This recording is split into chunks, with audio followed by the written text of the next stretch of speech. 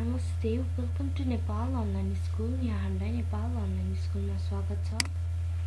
आज चाहिँ हामी कक्षा 2 को साइन्स पढ्न गइरहेको छौं र पहिलो च्याप्टर रहेको छ characteristics of living things. Characteristics of living things पढ्नुभन्दा अगाडि लिभिङ थिंग्सको बारे जानौं। Things which can grow, move, breathe and reproduce are called living things. Living things यस्तो वस्तु हो जो चाहिँ बढ्छ, चल्छ, सास फेर्छ, जीवित हुन्छ र बच्चा जन्माउँछ, त्यस्तालाई लिभिङ थिंग्स भनिन्छ। लिभिङ थिंग्सहरू चाहिँ ह्युमन बिङ्स, एनिमल्स र प्लान्ट्स हुन्। क्यारेक्टरिस्टिक्स अफ लिभिङ थिंग्स भन्नाले यी लिभिङ थिंग्सहरूका विशेषता हो र यसका विशेषताहरू रहेको छ। Living things eat food, they grow, they give birth to babies, they have sense, they can move, they can breathe. Living things eat food. Living thingsहरूले खाना खान्छ एनर्जी बिल्ड अप गर्नका लागि। Human eat rice, meat, vegetables, etc. मानिसले चाहिँ खाना, मासु, तरकारीहरू खान्छ। A cow eats grass. गाईले चाहिँ घाँस खान्छ। Lion eat meat.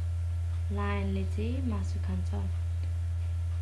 प्लान्टले चाहिँ मानिस र जनावर जसरी खाना खाँदैन। Plant prepare their food through photosynthesis. प्लान्टले चाहिँ घाम र पानीको मद्दतबाट खाना बनाएर खान्छ। Growth of living things. Living थिंग्सहरू बढ्छन्। Growth of human. हामी मानिस बच्चादेखि बढेर ठुलो मान्छे भएर बुढो हुन्छौं। Growth of animals. कप बढेर लायन हुन्छ। पप्पी बढेर डग भन्छ। Growth of plants. सीड बढेर प्लान्ट हुन्छ। इक्जाम्पलमा हामीले एप्पलको सीड लिएका छौं, त्यसलाई हामीले रोपेपछि त्यो बढेर एप्पल ट्री बन्छ। Living things have sense. Living थिंग्सहरूसँग चेतना र विवेक हुन्छ।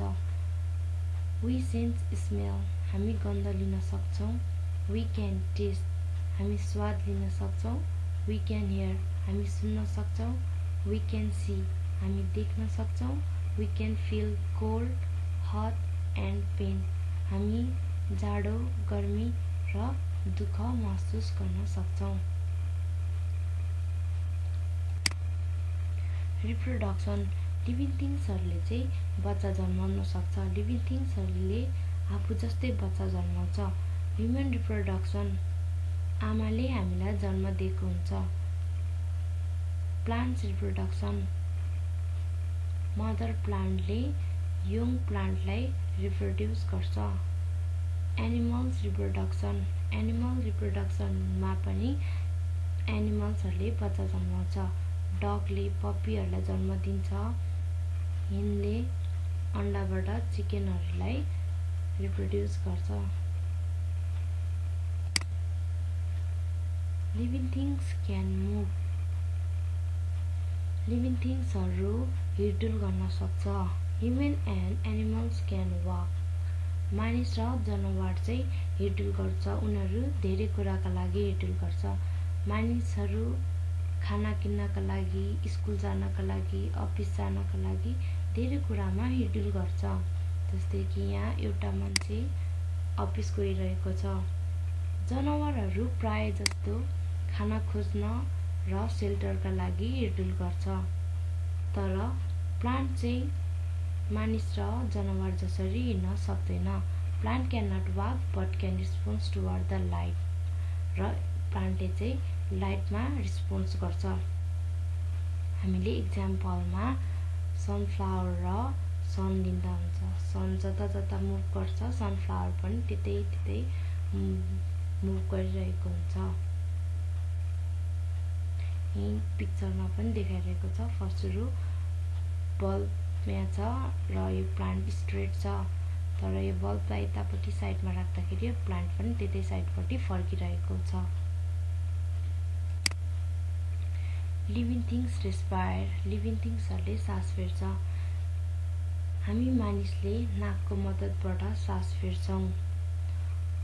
अर्थवोर्मले चाहिँ उनीहरुको स्किनको मद्दतबाट सास फेर्छ। प्लान्टले चाहिँ सानो टाइनी स्पोरबाट उनीहरुले सास फेर्ने गर्छ भने फिशले चाहिँ गिल्सबाट सास फेर्छ।